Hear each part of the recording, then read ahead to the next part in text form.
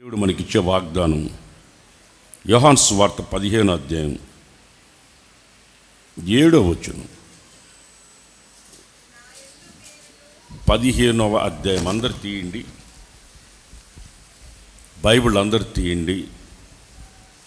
నా యందు మీరును మీ యందు నా మాటలను నిలిచి ఉండిన ఎడల ఏది ఇష్టమో అడుగుడి. మీకు ఏది ఇష్టమో అడగండి. అండర్లైన్ చేసుకోండి. అది మీకు ఏది ఇష్టమో అడుగుడి, అడగండి, అది మీకు అనుగ్రహింపబడును. మీకు ఏది ఇష్టమో దాన్ని అండర్లైన్ చేసుకోండి. మీకు ఏది ఇష్టమో అది అడగండి, అది మీకు అనుగ్రహింపబడును. మీకు ఏది ఇష్టమో అడగండి. ఈ నెలలో దేవుడు చెప్తున్నాడు, మీకు ఏది ఇష్టమో అడగండి, అది మీకు అనుగ్రహించబడుతుంది. మీకు ఏది ఇష్టమో, నీకేది ఇష్టమో అడుగంటున్నాడు. నీకు ఏది ఇష్టమో నేను ఇచ్చేది తీసుకో అంటంలే. నేను ఇచ్చేది మీరు తీసుకోండి అంటలేదు. నేను ఇచ్చేదే మీరు తీసుకోవాలి అంటలేదు. కొంతమంది నేను ఇచ్చేది తీసుకో, లేదా నోరు మూసుకొని పో అంటుంటారు. కొంతమంది నేను ఇచ్చింది తీసుకోలేదు వెళ్ళిపో అంటుంటారు. అట్లా కాదు. నీకేది ఇష్టమో అడగండి, నేను ఇస్తా. దేవుడు చెప్తున్నాడు, మీరు నమ్మితే ఈ నెలలో మీరు ఏం అడగబోతున్నారో దేవునికి చెప్పండి. మీరు ఏం అడగాలనుకుంటారో అడగండి, నిశ్చయముగా దేవుడు మీకు అనుగ్రహించును గాక. ఆమేన్. హల్లెలూయా, హల్లెలూయా, హల్లెలూయా. మీరు ఏది అడిగినా ఇస్తాడు. మీరు ఏం అడుగుతారు అడిగి. ఇంత దగ్గరగా, ఇంత సమీపంగా ఉన్న దేవుడు ప్రపంచంలో ఎవరికి లేడు. మనకున్నాడు. ఎవ్వరికి లేడు. ఇంత సమీపంగా ఉన్న దేవుడు ఎవ్వరికి లేడు. మీరు అడగండి, మీకు ఏది ఇష్టమో అది నేను మీకు ఇస్తా. మీకు ఏది ఇష్టం అడగండి, ఇస్తానంటున్నాడు. మీరు దేవుడు ఇలా చెప్తూ ఉంటాడు, ఈ పాస్టర్లు ఇంతే ఇలాగే చెప్తుంటారు, బైబిల్ అలాగే రాసి ఉంటుంది, అది కరెక్టే, అది మన జీవితంలో అది జరిగేది కాదులే అనుకొని మీరు వెళ్తే దాన్ని నేనేం చేయలేను. మీరు నమ్మితే దేవుని మహిమను చూస్తారు. మీరు నిశ్చయముగా. ప్రైజ్ లార్డ్, హల్లెలూయా. వాగ్దానం చేసిన వాడు నమ్మదగిన వాడు. నమ్మితే మీరు చూస్తారు, దేవుని కార్యాన్ని చూస్తారు. మీకు ఏది ఇష్టం అడగండి. ఇష్టం లేనిది కదా, ఇష్టపడి మీకు ఏది ఇష్టం అడగండి, దేవుడు ఇస్తాడు. నా సేవా అనుభవంలో ఈ రోజు వరకు దేవుడిని అడిగి ఈ రోజు వరకు లేదనిపించుకోలేదు. నేను అడిగింది ప్రతి ఒక్కటి దేవుడు నాకు ఇచ్చాడు. దేవుడు నాకు ప్రతి ఒక్కటి అడిగింది ప్రతి ఒక్కటి నాకు ఇచ్చాడు. నేను అడిగాను, తీసుకున్నాను కూడా. నేను తీసుకున్నాను కనుక చెప్తున్నాను. అడిగాను, తీసుకున్నాను. నాకు ఇష్టమైంది అడిగాను. నాకు ఇష్టమైంది. ఇష్టం లేనిది ఎంత కాస్ట్లీ అయినా సరే నేను తాకను, దాన్ని ముట్టుకోను. ఇచ్చినా తీసుకో. ఇష్టమైన దాన్ని పొందుకున్న దాంట్లో ఉన్న ఆనందం ఇష్టం లేని దాన్ని ఊరికే ఇచ్చినా కానీ అనవసరం నాకు అంటగట్టారు అంటారు. అనవసరం తీసుకొచ్చి నాకు అంటగట్టారు ఇది అని అంటారు. నీకు ఇష్టమైనది తీసుకుంటే ఖచ్చితంగా నువ్వు ఇష్టమైన దేవుడు ఇస్తానంటున్నాడు. ఇంత మంచి దేవుడు ప్రపంచంలో ఎవ్వరికి లేడు. మనం ఆరాధిస్తున్న దేవుడు ఎవరో తెలుసా? మీకు ఏది ఇష్టమో అడగండి, మీకు ఏది ఇష్టమో అడగండి, అది మీకు అనుగ్రహింపబడును అన్నాడు. మీరు ఏం అడగాలనుకుంటున్నారు? అది పెద్ద సమస్య. ఇప్పుడు మీరు ఏం అడగాలనుకుంటున్నారు? మీరు ఏం అడగాలనుకుంటున్నారు అని ఒక్కొక్కరిని పిలిచి ఇంటర్వ్యూ చేస్తే వాళ్ళు ఒక్కొక్కరు చెప్తారు, ఒక్కొక్క సమస్య చెప్తారు. నేను ఇది అడగాలనుకుంటున్నాను, నేను ఇది అడగాలనుకుంటున్నాను. మీరు ఏం అడగాలనుకుంటున్నారో పక్కన వాళ్ళకి చెప్తే మిమ్మల్ని ఎగతాళిగా చూడొచ్చు, మిమ్మల్ని హేళనగా మాట్లాడచ్చు. కానీ మనం ఆరాధిస్తున్న దేవుడు అలా చేసే దేవుడు కానే కాదు. కానే కాదు. మనం అడిగామనుకోండి, అబ్బు వీడికి ఇంత ఆశ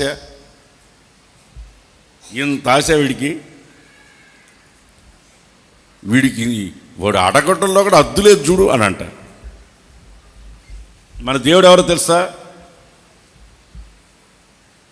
నువ్వు అడిగితే నీకు ఇష్టమైనది అది ఏదైనా సరే ఖచ్చితంగా ఇస్తాడు ఆయన. నువ్వు ఆశపడితే ఖచ్చితంగా ఇస్తాడు. దావీదు ఒక ఆశపడ్డాడు. ఏమని ఆశపడ్డాడు తెలుసా? ఎక్కలేనంత, చెప్పండి, ఆడికి ఎక్కాలనుకున్నాడు. ఎక్కలేనంత ఎత్తైన ఈ కొండ ఎక్కాలని ఆశపడ్డాడు, ఇష్టపడ్డాడు. అంత ఎత్తైన ఎక్కాలనుకున్నాడు. ఎక్కాడా లేదా? స్వతంత్రించుకున్నాడా లేదా? నువ్వేమి ఇష్టపడుతున్నావు? మీకేది కావాలా? నీకేది ఇష్టం? దానిపైన దీనికి లింక్ ఒకటి ఉంది. దాన్ని మీరు చక్కగా చదవాలని దీని ఒక్కదాన్ని అండర్లైన్ చేసుకోమన్నా. అండర్లైన్ చేసుకున్నారు కదా, పైకి పోదాం. దానిపైకి అదే అధ్యాయం 7వ వచనం స్పష్టించి, నా యందు మీరు, మీ యందు నా మాటలను, నా యందు మీరు, మీ యందు నా మాటలు నిలిచి ఉండిన ఎడల మీకేది ఇష్టమో అడుగుడి. ఇప్పుడు దీని దగ్గరికి రావాల. నా యందు మీరు, మీ యందు నా మాటలు నిలిచి ఉంటే, నా యందు మీరు, మీ యందు నా మాటలు నిలిచి ఉంటే అప్పుడు మీకు ఏది ఇష్టమో అడగండి, నేను ఇస్తా.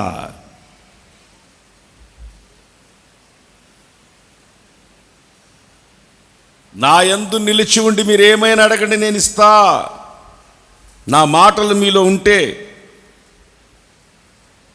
నా యందు మీరును, మీ యందు నేనును, నా మాటలు మీలో నిలిచి ఉంటే మీరు ఏమడిగినా ఇస్తా. దేవుని మాటలు మీ గుండెల్లో ఉన్నాయా? మెత్తటి హృదయం అనే ఈ రాతి హృదయాన్ని తీసివేసి మెత్తటి హృదయాన్ని, క్రొత్త హృదయాన్ని, క్రొత్త మనస్సుని దేవుడు నీకు ఇచ్చి, దేవుని మాటలు నీ గుండెల్లో ముద్రించబడితే, ఆ వాక్యాలు నీ హృదయంలో ఉంటే, ఆ వాక్యాలకి, దేవుని వాక్యానికి నీ హృదయంలో చోటు ఉంటే, దేవుని నువ్వేమడిగినా ఆయన ఇవ్వడానికి సమర్థుడు, శక్తి కలిగిన వాడు. ఆయన సిద్ధంగా ఉన్నాడు.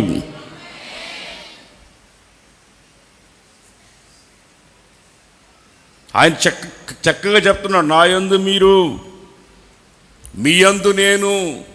ఇప్పుడు మీలో దేవుడు ఉన్నాడా? ఆయన మీలో ఉన్నాడా? నువ్వు ఆయనలో ఉన్నావా? ఉంటే ఇస్తాడు. ఇప్పుడు ఎందుకు అడిగినా కానీ ఇవ్వట్లేదంటే ఆయన మీలో లేడు, మీరు ఆయనతో లేరు. మీరు ఆయనతో లేరు, ఆయన మీతో లేడు, మీరు ఆయనతో లేడు. అందుకని ఇవ్వట్లేదు. ఎందుకు మీరు వాటిని పొందుకోలేకపోతున్నారంటే, ఆయన మీతో లేడు, కొంతమందితో లేడు. మీతో ఉన్నారని మీరు అనుకుంటున్నారు. యేసు ప్రభువు చిన్నప్పుడు మరియ తల్లి, అలాగే యేసేపు వాళ్ళిద్దరూ పోయారు.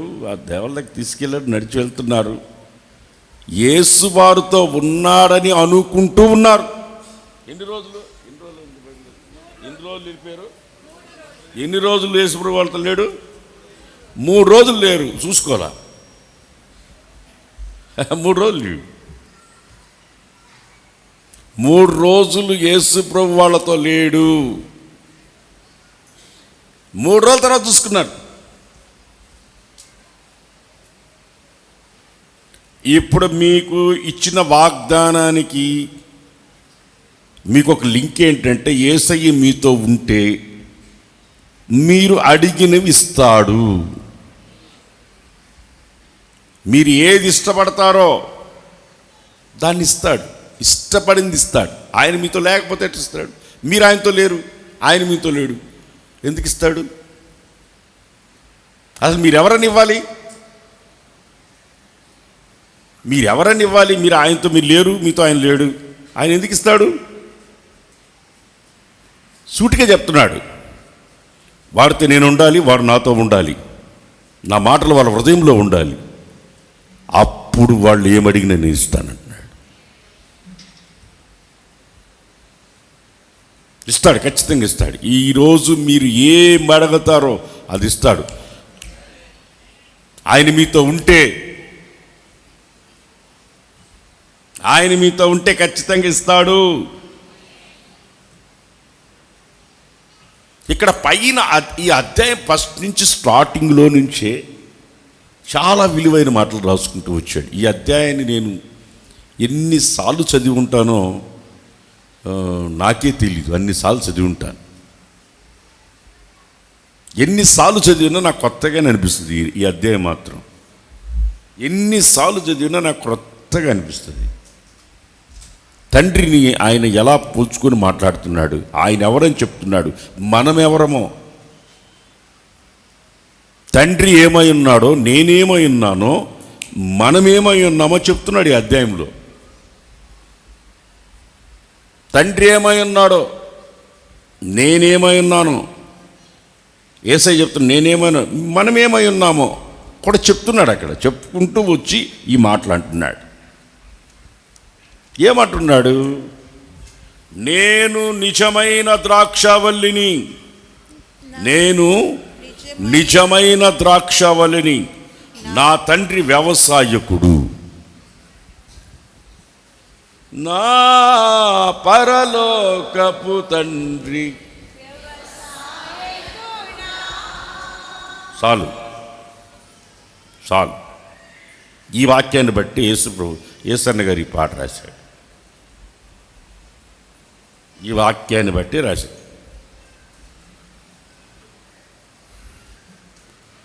మనం ఆదికాండంలోకి పోతే మనం కూడా వ్యవసాయకులు. ఇప్పుడు సేవకులు ప్రతి ఒక్కరు, అసలు ఆదామును సృష్టించింది ఎందుకు? వ్యవసాయం చేయడానికి. కొత్త నిబంధనలు అపోస్తలుడైన పౌలు కూడా అంటాడు, నేను వ్యవసాయకుడిని అంటాడు. ఈ పరిచర్యలో నేను వ్యవసాయకుడిని అంటాడు. ఇక్కడ తండ్రిని వ్యవసాయకుడికి చెప్తున్నాడు. నేను నిజమైన ద్రాక్షావల్లిని, నా తండ్రి వ్యవసాయకుడు, నాలో ఫలించని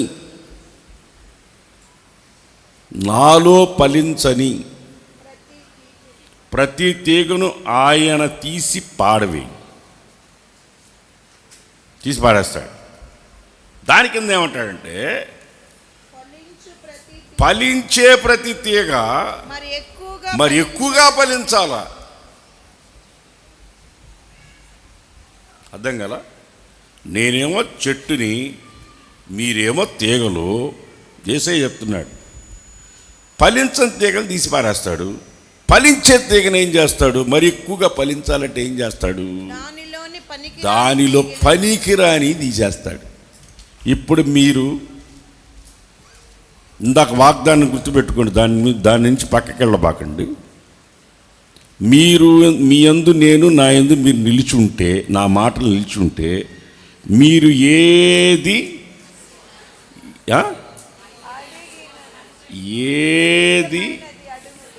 మీకేది ఇష్టమో అడగండి, మీకు ఇస్తా. ఎప్పుడు పనికిరాని తీసేసుకుంటే,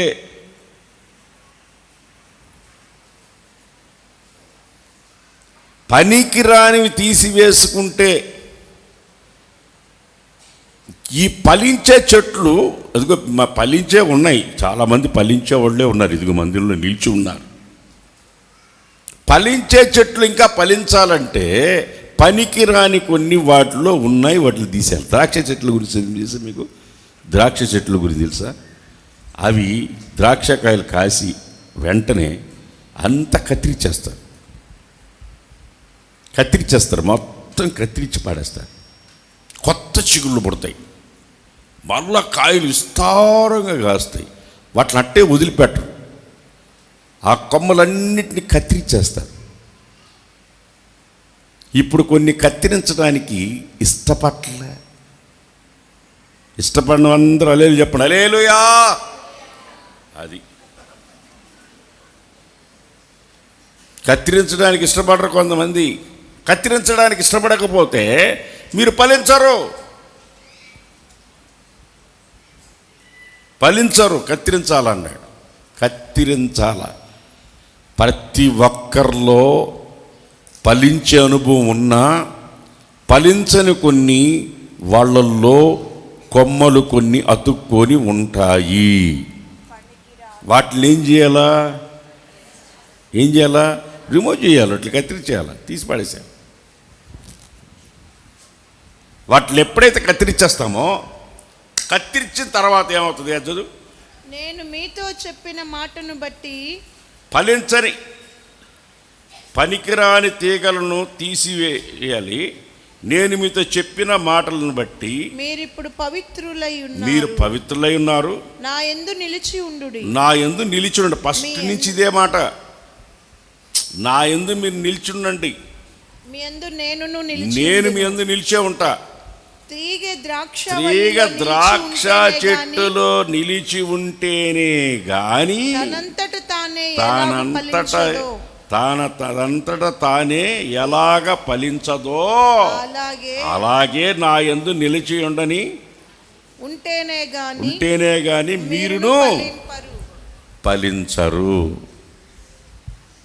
ఇప్పుడు ఈ వాగ్దానానికి దీనికి లింక్ ఉంది.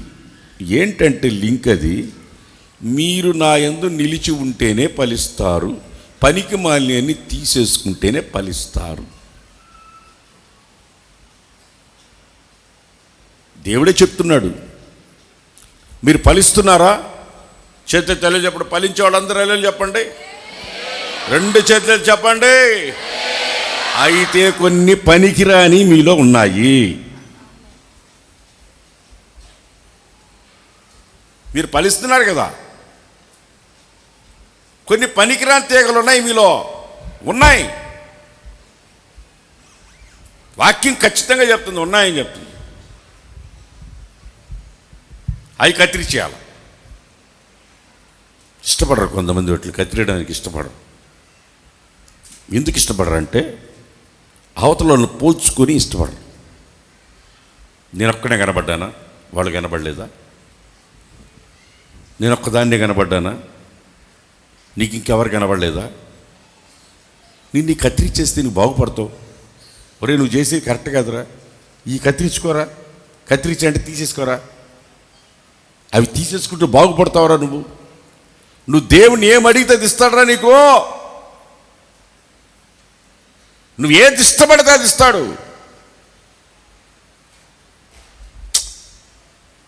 ఉద్యోగం లేనోడు ఉదయాన్నే మందుతో మొహం కడిగి కడుపు నిండా దాగి ఈదులో పడిపోతున్నాడు. ఉద్యోగం లేనోడు వాడికి ఒక పెద్ద ఉద్యోగం ఇచ్చి 1 లక్ష రూపాయలు జీతం ఇస్తే ఏం చేస్తాడు?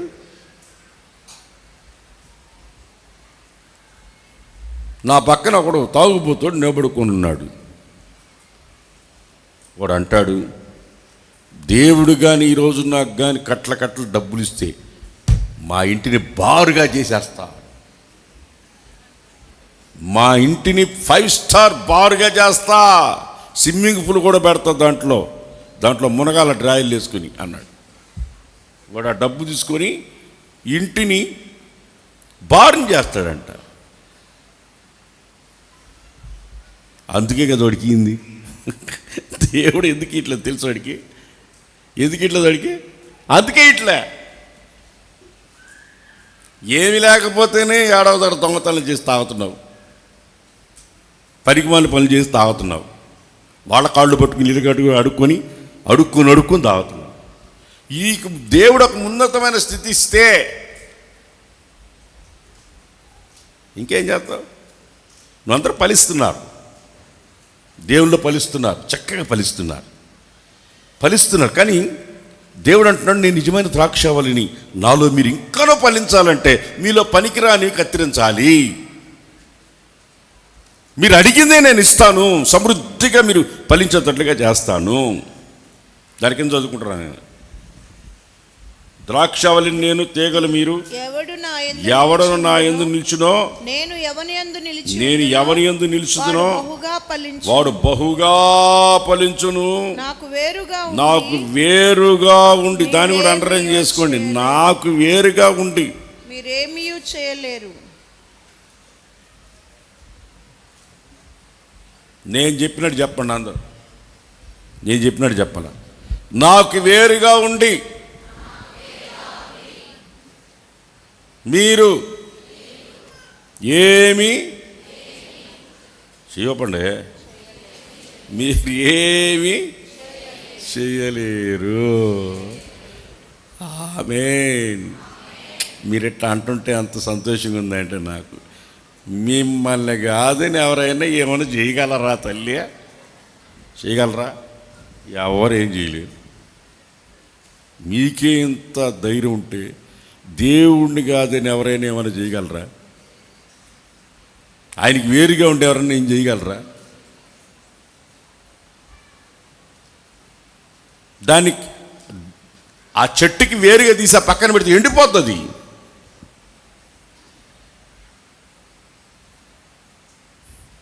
నేను ఒలివ చెట్టు ఉంది గోరంట్లలో, యేసన్న యెరూషలేము తీసుకొచ్చి చేశాడు 2 చెట్లు కొన్ని సంవత్సరాల క్రితం. నేను ఇక్కడికి వచ్చిన కొత్తల్లో ఒక కొమ్మని వంచి తొట్టులోకి పెట్టి ఏరు వచ్చేదాకా పెట్టి, దాన్ని ఏరు కూడా వచ్చింది, ఏరు తొట్టులోకి పెట్టి దాన్ని కట్ చేసి తొట్టిని ఎత్తుకొని వచ్చిన ఇక్కడికి ఎత్తుకొచ్చి ఆ మూలలో, అది ఇప్పుడు ఆ రూమ్ ఉంది, ఆ రూమ్ దగ్గర దాని పక్కన పెద్ద చెట్టు ఒకటి ఉంది, ముళ్ళ చెట్టు. దాని కింద వరలు తెచ్చి చుట్టూ వరలు పెట్టి దాని మధ్యలో చెట్టేసి, మన పిల్లలు ఏమైనా చేస్తారని వాటిని పెరగతారేమని ఒలివ చెట్టు ఒకటి వేసి చక్కగా దాన్ని పెట్టా. తొట్టులోని తీసి పెట్టిన ఒక 1 నెల రోజులు పచ్చగానే ఉంది. ఆ తర్వాత బత్తాయి జ్యూస్ దాగని ముఖం ఉంటుంది చూడు, బత్తాయి జ్యూస్ రోజు దాగండి ముఖం ఎట్టుంటుంది, ఉమ్మని ఉంటుంది. బత్తాయి జ్యూస్ మానేస్తే ఏమవుతుంది, ఆడ లోపల పోయి పళ్ళు ముందుకు వచ్చి అయిపోతుంది చూడు. అట్లా ఈ చెట్టు కూడా ఎండిపోతా వచ్చింది, ఎక్కడ రాలిపోయినాయి, చచ్చిపోయింది. ఆడే పెట్టిన కొంతమందికే గుర్తుంటుంది, అప్పుడు చూశారు. ఆడబెట్టిన చెట్టు ఇది చచ్చిపోయింది. ఇట్లా కాదని చెప్పి మళ్ళీ ఇంకోటి తెచ్చి తొట్టులోనే పెట్టుకొని వచ్చేదాన్ని. దానికోసం ఇంత పెద్ద తొట్టి కొన్నా, ఇంత పెద్ద తొట్టి రాజమండ్రి దగ్గర కడియముకు పోయి ఇంత పెద్ద తొట్టి తెచ్చిన. సుమారు ఇంత చెట్టు, అది 3-4 అడుగులు ఉంది. ఇక్కడ పెడితే ఎవరన్నా దాన్ని ఏమన్నా చేస్తారో, మన పొలంలో వేద్దామని అరుణ్ ఉన్నాడు చూడు, లైవ్ అరుణ్ ఉన్నాడే, వాళ్ళ ఇంట్లో పెట్టినా ఉందిరా. ఎడిపోలా ఎందుకు ఇడిపోయింది? ఎందుకు ఎండిపోయింది? వేరుగా ఉండి ఏమీ, ఇక్కడ ఉంది కదా, మీకు ఇష్టమైంది అడగండి, మీకు ఇష్టం వచ్చింది పెట్టుకోండి అక్కడ. మీరు ఎందుకు మీకు ఇష్టమైన దేవుడు, మీకు ఇష్టమైనది అడిగితే ఎందుకు కొంతమందికి దేవుడు ఇవ్వలేకపోతున్నాడంటే, వేరుగా అంటే దాన్ని ఇంగ్లీష్లో ఇండిపెండెంట్ స్పిరిట్ అంటారు. దాన్ని ఇండిపెండెంట్ స్పిరిట్, ఒంటరిగా ఉండడం అని. బైబిల్లో ఒక రెఫరెన్స్ కూడా ఉంది, వేరుగా ఉండకూడదు. వాడు దేన్ని నిషేధిస్తున్నాడు? వేరుగా ఉండాలనుకున్నవాడు. అది కూడా ఉంది, నాకు బాగా గుర్తుంది, అది రెఫరెన్స్ గుర్తులేదు. సామెతల గ్రంథం ఆయన భలే రాస్తాడు. ఆయన ఎందుకంటే ఆయనకి 700 మంది భార్యలు. మనోనేత్రాలు వెలిగించిన వాడిని వాడు బాగా రాస్తాడు ఆయన. ఏముంది? వేరుండగోరిన వాడు స్వేచ్ఛానుసారుడై నడుచువాడు అట్టివాడు లెస్సైన దైవ జ్ఞానానికి విరోధి. అప్పుడు ఆ మాటలు గుండెల్లో ఉండవు గనుక అడిగింది పొందుకోలేడు.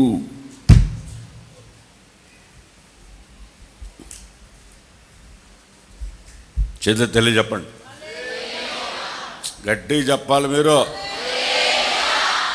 ఈ ప్రార్థన ఎన్ని గంటలకు స్టార్ట్ అయింది? 6 గంటలకు రాలా. దీనికి తలుపులు లేవు కాబట్టి మీరు బతికిపోయినారు. తలుపులు కానీ ఉంటే 6 గంటలకి నేను తలుపులు వేసేసి ఉండేవాడిని. కొత్త మందిని కడుతున్నామే, అక్కడ తలుపు ఉంది. అప్పుడు బయట ఉన్నప్పుడు నరవాలి మీరు. బతికిపోయినారు, తలుపులు లేవు కాబట్టి సరిపోయింది. దీనికి వచ్చే నెల చెప్తాం మీ సంగతి.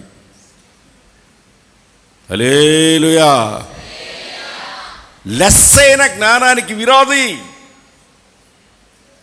గుండెల్లో మాటలు లేనప్పుడు, గుండెల్లో ఆయన మాటలు వాక్యం లేనప్పుడు అతడు ఫలించలేడు. ఎందుకంటే పనికిరాని కొన్ని ఉన్నాయి, అవి తీసేస్తే కానీ ఫలించలేడు. నేనైనా నువ్వైనా ఎవరైనా సరే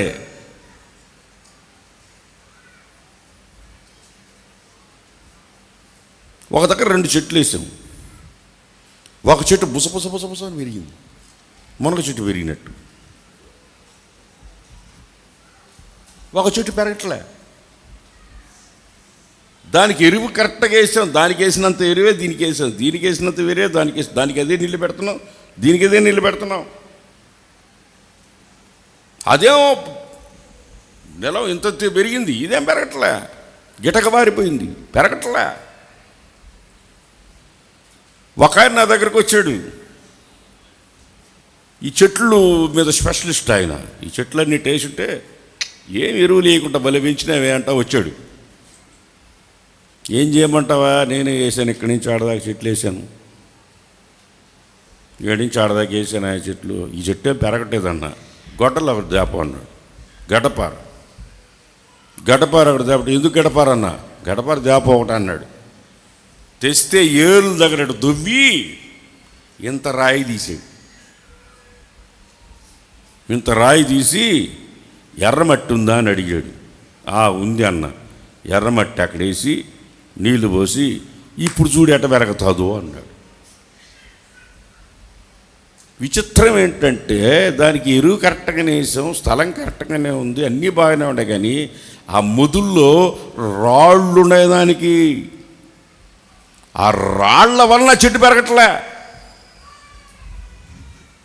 అర్థమైందా? అది పెరగకపోవడానికి కారణం దాని ముదుల్లోని ఏరుల్లో రాళ్ళు ఉంటాయి. అర్థం కదా? దాన్ని కట్ చేసి తీసేస్తే అది పెరగదు. నాకు వేరుగా నువ్వేం చేయలేమంటున్నాడు యేసుప్రభు. నేనే నిజమైన ద్రాక్షావళిని, నా తండ్రి వ్యవసాయకుడు. ఆయన వ్యవసాయం చేస్తాడు. ఆయన వ్యవసాయం చేస్తాడు. మీరు ఫలించడానికి కొరకే మిమ్మల్ని మీరు ఫలించేవాళ్ళు ఇంకా ఫలించాలి, విస్తరించాలి, ఫలించాలి, 100 అంతలుగా ఫలించాలి, 100 అంతలుగా ఫలించాలి. అర్థమైందా? 100 అంతలుగా ఫలించాలి. ఫలించకపోతే ఏం చేస్తాడు? ఒక్కసారి కాయకు ముందుకు గాక అంటాడు. నిలవను ఎండిపోద్ది, ఏరులతో కూడా మొత్తం ఎండిపోద్ది. కాయకుందువు గాక అంటే దెబ్బ కాయకుండా పోతాం. ఫలించేవాళ్ళు ఇంకా ఫలించాలి, అభివృద్ధి పొందాలి, విస్తరించాలి. అందుకనే కట్ చేయాలి అన్నాడు. హల్లెలూయా చెప్పండి. ఏం చేయాలా? పాత స్నేహితులను ఏం చేయాలా? పాత ఫ్రెండ్స్ని ఏం చేయాలా? స్నేహితులన్నా ఫ్రెండ్స్ అన్న ఒకటేనా? 2 ఒకటే కదా? స్నేహితులన్నా ఒకటే. పాత కనెక్షన్లో హల్లెలూయా చెప్పండి, గట్టి చెప్పండి. అబ్బాయి చెప్పట్లే, గట్టి చెప్పండి. పాత కనెక్షన్లు ఉన్నాయి, ఏ కనెక్షన్లు? ఆ కనెక్షన్లు కట్టావాలా? ఆ కనెక్షన్లు కట్టకపోయినానుకో ట్రాన్స్ఫరాలు పేలిపోతాయి.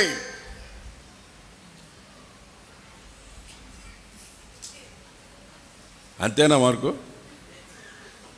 With experience. ఓకే, ట్రాన్స్ఫరాలు పేలిపోతాయి. కనెక్షన్లు కానీ మీ జీవితంలో తీసేసుకోకపోతే స్త్రీలైనా పురుషులైనా గుర్తుపెట్టుకోండి. మీరు ఈ వాక్యాన్ని వచ్చే నెలలో మీరే వచ్చి చెప్తారు, మా జీవితంలో మేము అడిగినవన్నీ పొందుకుంటున్నాం. మేము దేవునికి స్తోత్రం కలుగును గాక, దేవునికి స్తోత్రం కలుగును గాక, దేవునికి స్తోత్రం కలుగును గాక, దేవునికి స్తోత్రం కలుగును గాక. నువ్వు ఫలించాను, ఇంకా ఫలించాలని ఆయన ఆశ. నువ్వు ఇంకనూ ఫలించాలని ఆశ, అందుకే కట్ చేస్తున్నాడు. ఎందుకు కట్ చేస్తున్నట్టే? బాధే. కట్ చేస్తున్నట్టు నొప్పి ఉంటుంది, కట్ చేస్తుంటే బాధగానే ఉంటుంది. అరే నాలో ఉన్న ఒక ఫాట్ పోతుంది అనుకుంటు. పోనీ, నువ్వు ఫలించడానికి కోసం కదా నీలో ఉన్న పనికి మాలి తీసేస్తుండేది. పనికి మాలని తీసేది ఎందుకంటే ఫలించడానికి కొరకే. ఇప్పుడు చదవండి 7వ, ఇంకా కింద చదివిన తర్వాత కింద చదువుకోండి. అయిపోయింది, టైం అయిపోయింది. నా యందు నిలిచి ఉండని ఎడల వాడు తీగ వలె వాడు బయట పారవేయబడి ఎండిపోవును. మనుష్యులు అట్టి వాటిని పోగు చేసి అగ్నిలో కాల్చి పాడేస్తారు, బూడిద చేసి కాలిపోవును. కొంతమంది జీవితాలు బూడిద అయిపోతున్నాయి, బూడిద పాలైపోతుంది. ఎందుకంటే వాళ్ళ జీవితంలో వేరుగా ఉండగోరి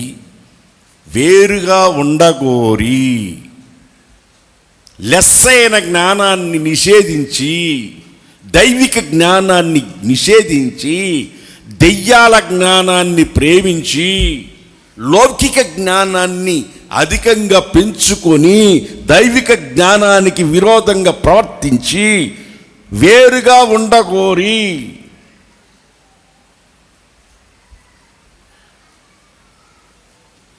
అడిగిన వాటిని పొందుకోలేకపోతున్నారు. ఆయన ముందుగానే చెప్పాడు, మీలో నేను ఉండాలి. చెప్పండి, అది చెప్పండి, అది నోటెడ్ చేసుకోండి. మీలో నేను ఉండాలి, మీరు నాలో ఉండాలి, నా మాటలు మీ హృదయంలో ఉండాలి. అప్పుడు అడగండి. దాని కింద మీకు ఏది ఇష్టం అడగండి, అది మీకు అనుగ్రహించబడును. మీరు బహుగా ఫలించవలనని నా తండ్రి మహిమపరచబడును. మీరు బహుగా ఫలించుట వలన నా తండ్రి మహిమపరచబడతాడు. ఇందువలన మీరు నా శిష్యులు అవుతారు. తండ్రి నన్ను ఎలాగ ప్రేమించును, నేను మిమ్మల్ని అలా ప్రేమిస్తున్నాను. నా ప్రేమ యందు నిలిచుండండి. నేను నా తండ్రి ఆజ్ఞలు గైకొని, నా ప్రేమ యందు మీరు నిలిచి ఉండండి. నా తండ్రి ఆజ్ఞలను గైకొని ఆయన ప్రేమ యందు నిలిచి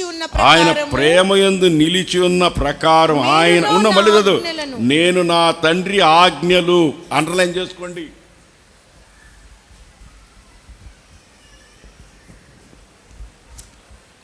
ఫలించకపోవడానికి కారణం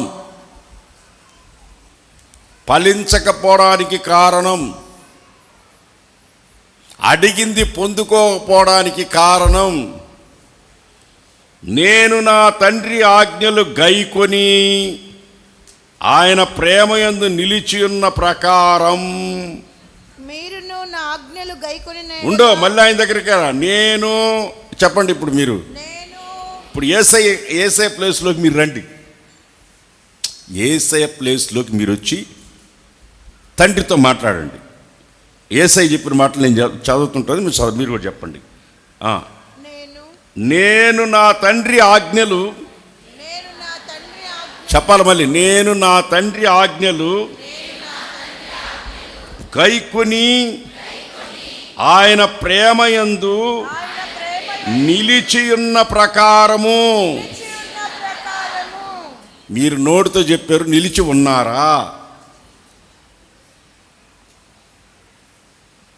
ఇప్పుడు నేను చెప్పాను కాబట్టి చెప్పినారు మీరు. ఆయన ఆజ్ఞల ప్రకారం మీరు నడుచుకుంటున్నారా? మీరు కొత్త ఆజ్ఞలు రాస్తున్నారా? మీరు కొత్త ఆజ్ఞలు ఏమైనా రాస్తున్నారా? ఆయన ఆజ్ఞల ప్రకారం నడుచుకుంటున్నారా?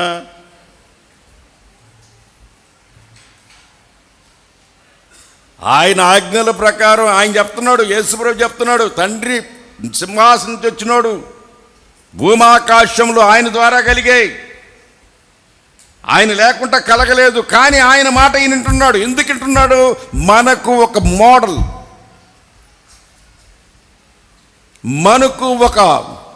మనకు ఆయన ఆదర్శంగా నిలబడ్డానికి కొరకు ఆయన తండ్రి ఆజ్ఞలు లోబడుతున్నాడు. ఎందుకు అడిగితే ఇస్తాడు.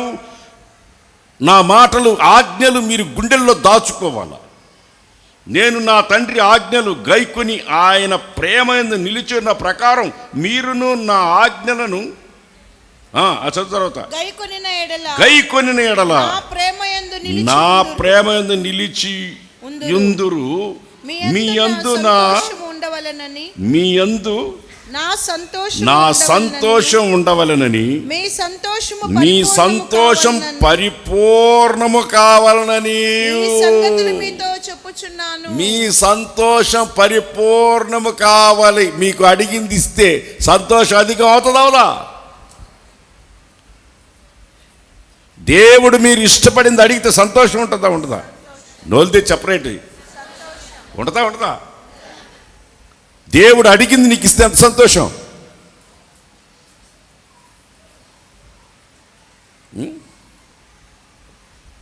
ఒకడు స్కూటర్ వేసుకొచ్చాడు.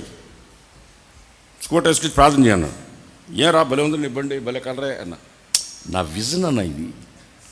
ఇదంట ఏంటంటే అది నా విజన్, నా దర్శనం అన్నది. బండిలో తిరగాల, వాడికి అదే దర్శనం. మీకేముంది? మీకేం కావాలని మీ మనసులో ఉంది? మీకు ఏది కావాలనుకుంటున్నారు? మీకు ఏది ఇష్టం అనుకుంటున్నారు? ఆజ్ఞల ప్రకారం నడుచుకుంటే కదా దేవుడు ఇచ్చేది. ఆ ప్రేమలో నిలిచి ఉంటే కదా. నా ప్రేమ యందు నిలిచి ఉండండి. నేను నా తండ్రి ఆజ్ఞలను గైకొని నా ప్రేమ యందు నిలిచి ఉన్న ప్రకారం మీరు నా ఆజ్ఞలు గైకొనిన ఎడల నా ప్రేమ యందు నిలిచి ఉందురు.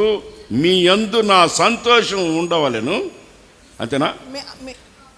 చదువుది. మీ యందు నా సంతోషము ఉండవలెననియు మీ సంతోషము పరిపూర్ణము కావాలననియు ఈ సంగతులు మీతో చెప్పుచున్నాను. నేను మిమ్మల్ని ప్రేమించిన ప్రకారం మీరు ఒకరినొకడు ప్రేమింపవలెనను. మీరు ఒకరినొకరు ప్రేమించుకుంటే ఆ తర్వాత అడగండి. అమ్మా, తమ్ముడు, ఒకరినొకరు ప్రేమ కలిగి ఉండి అప్పుడు అడగండి, ఇస్తా. ప్రేమ కలిగి ఉండి అడగండి, ఇస్తా. ఇప్పుడు చూడు, సబ్జెక్ట్ మళ్ళీ మారింది. ఇక్కడ మళ్ళీ సబ్జెక్ట్ మారింది. బాగానండి. తన స్నేహితుని కొరకు తన ప్రాణమును పెట్టువాని కంటే ఎక్కువైన ప్రేమ గల వాడెవడునూ లేడు. ఎవడున్నాడు? నేను మీకు ఆజ్ఞాపించు వాటిని చేసిన ఎడల మీరు నేను చెప్పిన ఆజ్ఞల ప్రకారం నడుచుకుంటే మీరు నా స్నేహితులయ్యుందురు. మీరే నా స్నేహితులు. మీరు ఏం అడిగినా ఇచ్చేస్తా. హల్లెలూయా, హల్లెలూయా, హల్లెలూయా, హల్లెలూయా. తల్లికి చెప్పలేనిది తండ్రికి చెప్పలేని స్నేహితుడికి చెప్తాడు. తల్లికి చెప్పలేనిది తండ్రికి చెప్పలేని స్నేహితుడు చెప్పుకుంటాడు. అందుకనే యేసయ్య అంటున్నాడు, నేను మీ స్నేహితుడిని. నేను మీకు స్నేహితుడిని అయిపోతా. చదవండి అది. నేను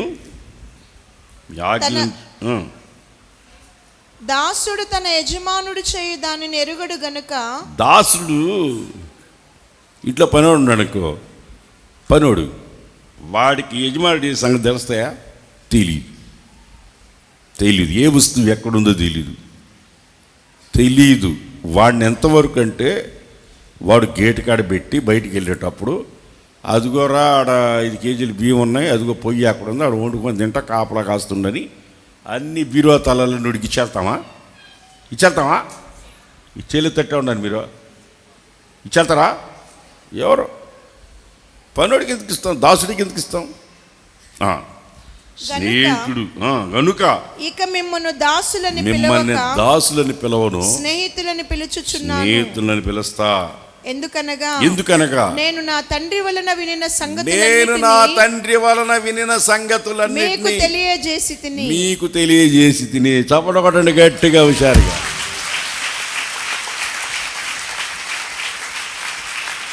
అందరికీ చెప్పను, నా తండ్రి వల్ల నేను విన్నానో అది మీకు చెప్తున్నా. నువ్వు ఎందుకంటే మీరు స్నేహితులు కనుక, దాసులు కాదు కనుక.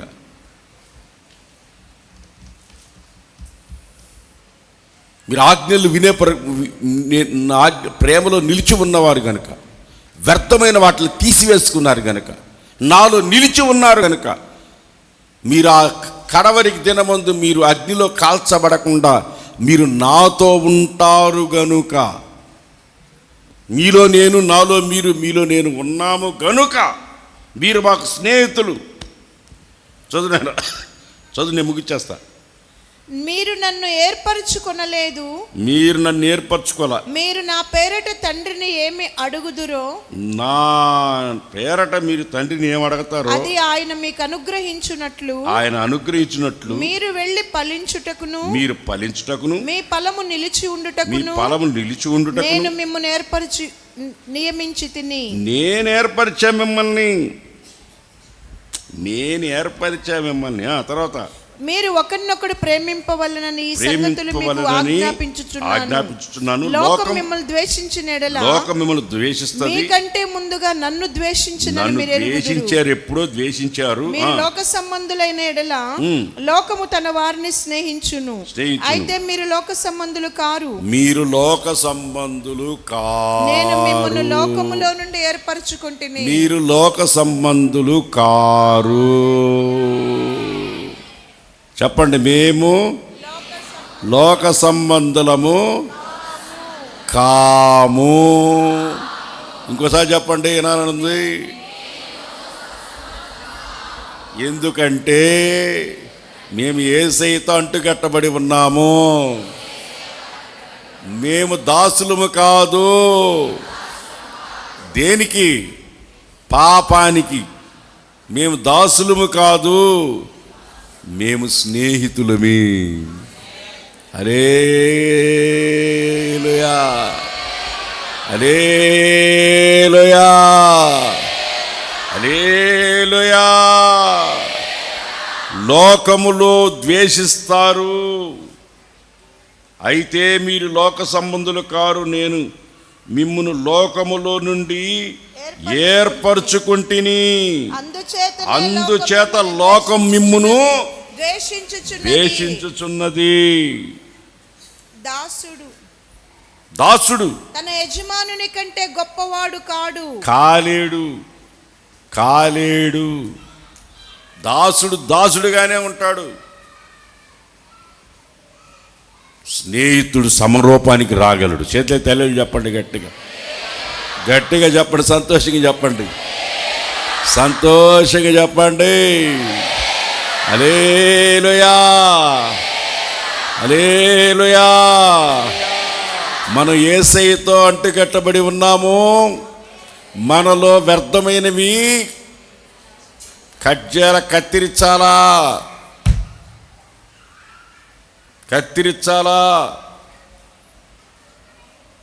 స్నేహితులమైపోవాలి. మనం